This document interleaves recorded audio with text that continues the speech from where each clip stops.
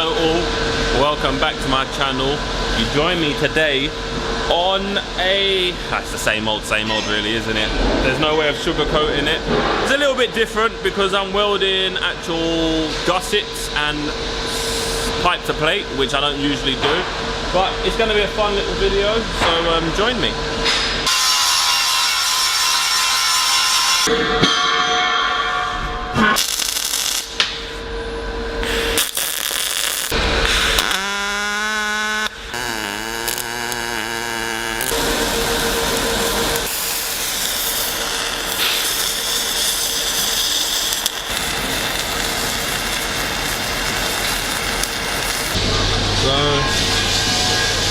Ground down, they're looking.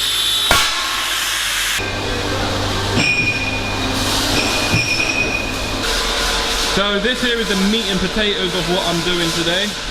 I have these weld up. Here's the plate, there's the pipe, there's the blank, all going to be fabricated together to look like this. Settings I will be running is around 210 amps. It may go up or down ever so slightly, but it's going to be a standard synergic setting, so basically spray transfer. The gas that I'm using is 12% CO2, and the wire is, let's see, the new wire that we're testing out. The mask I'll be using is my tried and tested Speed Glass G501. So here's the welding screen. You flip it up, you got your grinding screen, and you're going to see on my hip I have the AdFlow system, which basically blows filtered air into my mask. So yeah, like I said, this is 12-inch pipe. It is I think 8mm thick, 20mm plate, which is, yes, 20mm thick, and of course the blank. So everybody, welcome. I'm glad we got the formalities out of the way with the mask, the gas, all that sort of stuff. Now we can sit back, relax, and just enjoy this video. I'd like to quickly introduce myself. My name is Calvin. I am a welder from the UK. I've been welding for about 8 years now. I mostly do mild steel pipe welding with MIG, but I've got experience with stick as well as TIG.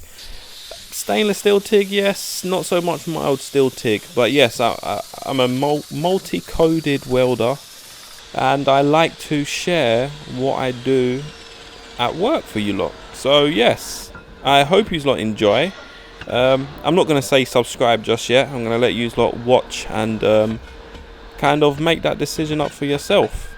So what I'm working on now is commonly called a duck foot where I am from. So basically any pipework that goes vertically up, instead of clips and brackets holding the pipework, you have something that's just bolted to the ground, that all the weight is transferred into the concrete.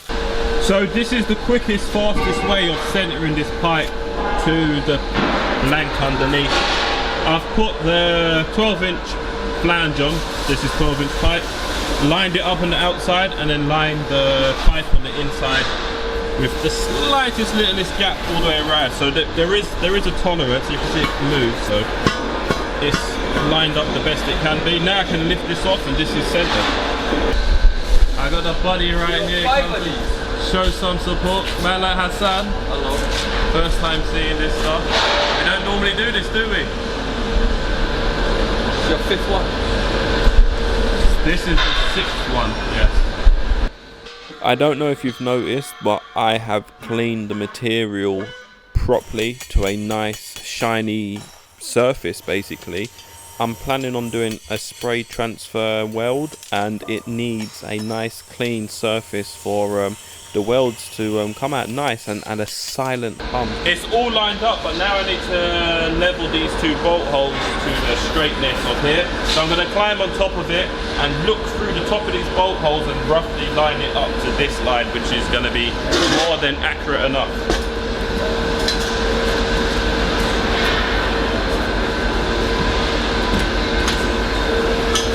I quickly mark around the pipe just in case I need to rotate it. It'll be like a placeholder to save its position.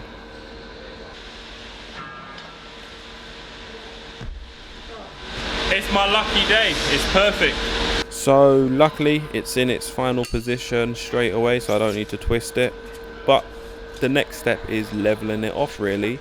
So I'm just measuring, making sure each side is equal, as well as I've got a level, so I may as well put a level on the blank on top and the plate at the bottom, just to make sure everything not only is the right measurement but looks the part as well.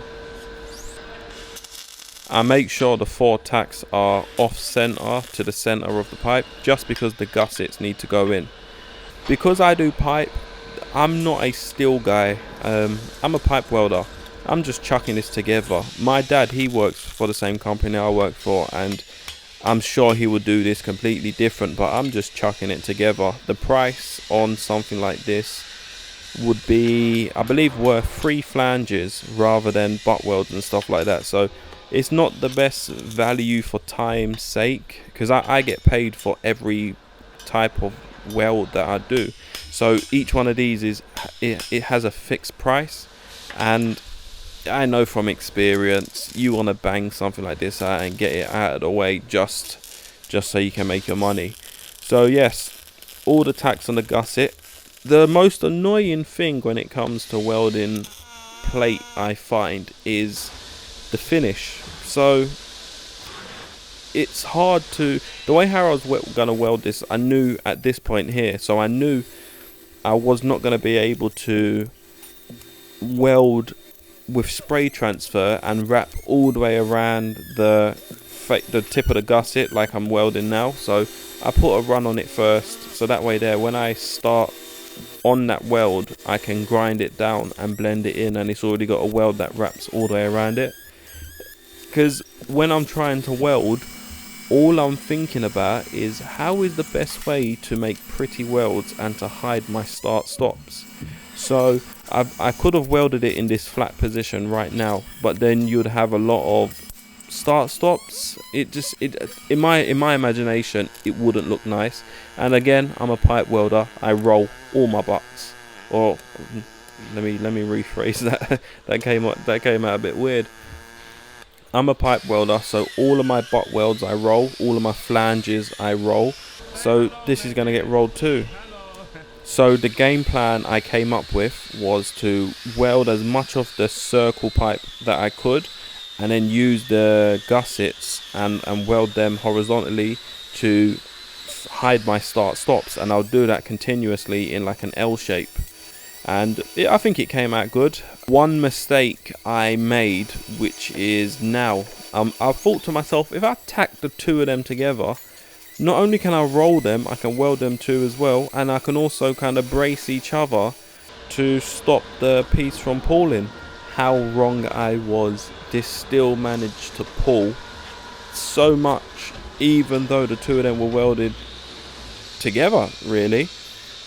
When I spoke to my dad about it after, he said what he would have done is had added a strong back, like maybe about a 10mm thick piece of bar that runs along the back of it. So it's the first pipe of the day. I'm going to quickly weld this one up while you lot watch, and then I'm going to show you arc shots of me welding up the other side. Just lets me get into the swing of things, so I'm not watched and judged from my very first weld. Here is an example of what I was talking about. So I'm welding around on each corner, welding it in quarters, and then I'm just going to lay the gussets horizontal and then weld like an L around the gusset, and it's going to hide most of the start stops, which in my opinion is what you should be striving to do, is how to make every weld better and neater than the last one. And I achieved it in this video. I'm pretty chuffed with myself, but part of me thinks how good am I at welding, or how good is the welding machine? And I'll put a lot of this quality down to the welding machine that I use. Don't get me wrong, there's still an element of skill there, but the welding machine definitely pays its part. So the torch angle I'm doing here is pretty, I may get a bit inconsistent every now and again, but I'm trying to stay with a little slight drag angle ever so much, but almost square onto the plate. And I'm trying to aim for the middle of the plate and pipe, as you do. But I never realized how shaky my hand is and how far my my wire sticks out as well. So it's always fascinating to see my welds at a different perspective. There's going to be a lot of welding clips now, so I'm going to stop my talking and let you lot enjoy it. Listen to the noise. This is spray transfer. It sounds beautiful. But yeah, with that being said, hit the subscribe button. Thanks for watching, and I will see you lot in the next video.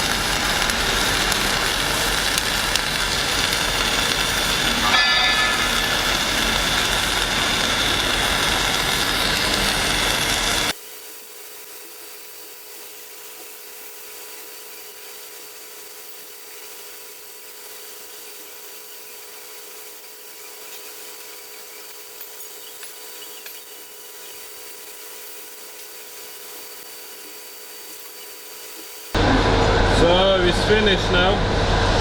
The welds came out absolutely beautifully. That's the beauty of spray transfer. It's just so clean, and the wire that we're using as well is some good wire too. So the combination of the wire, the welding machine and all that sort of stuff, it came out nicely. Here was that nonsense where the wire got caught up on the inside of the wire feed and gave me this crack here.